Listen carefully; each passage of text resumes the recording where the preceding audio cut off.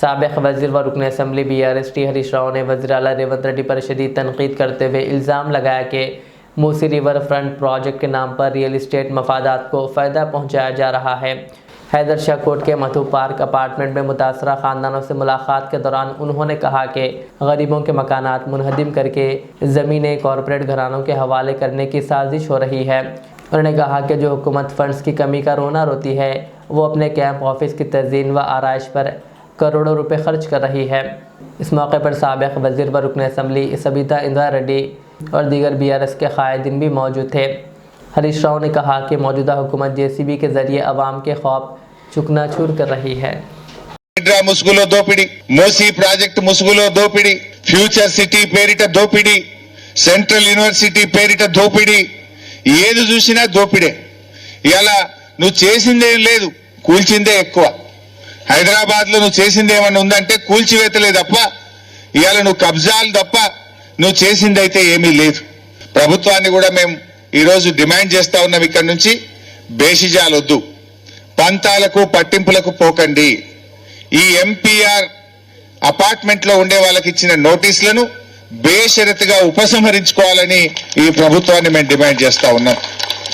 మీరు పంతాలు పట్టింపులు కాదు, ప్రజలు ముఖ్యం, ఈ రాష్ట్రం ముఖ్యం, ఈ హైదరాబాద్ నగరం ముఖ్యం.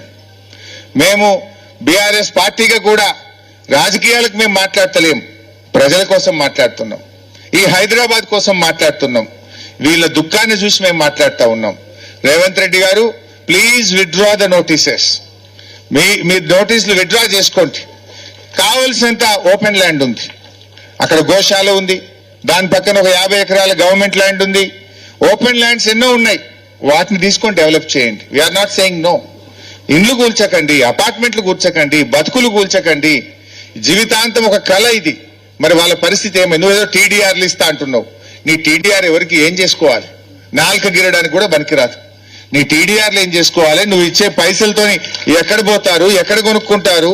వీళ్ళందరూ కుటుంబంలాగా ఓ కలిసిమెలిసి జీవిస్తున్నారు. 20 ఏళ్లుగా ప్రేమ, అనుబంధాలు, ఆప్యాయతలు పిల్లల మధ్య, తల్లిదండ్రుల మధ్య, పెద్దల మధ్య ఒక ప్రేమతో బతుకుతున్నారు. నువ్వు దీన్ని కూలిస్తే చెల్లా చెదరైపోతారు, జీవితాలు ఆగమైపోతాయి.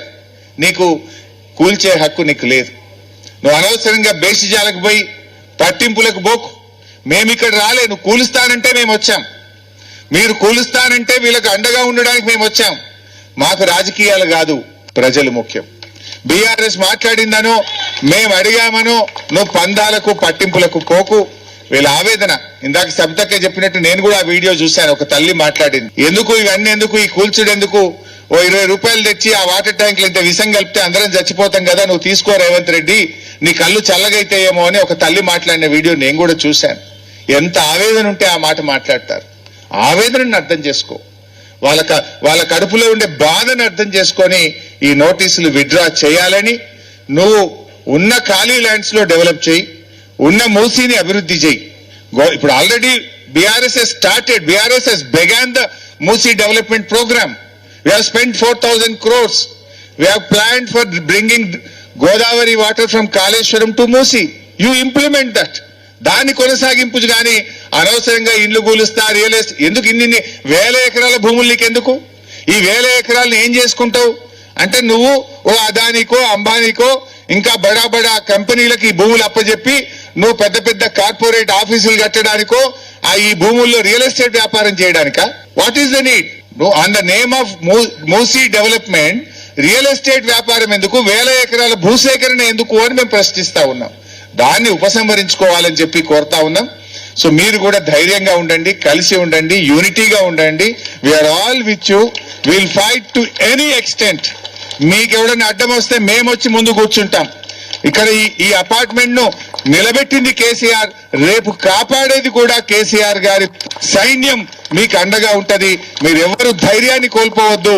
Let us explore all the possibilities.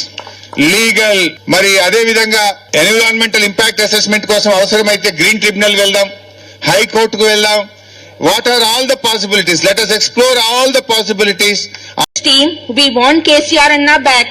If Revanth Reddy wants to do something, he has to come to our colony, look at the roads, look at the bridges which are stopped. We don't have proper street lights. We don't even have a proper drainage line.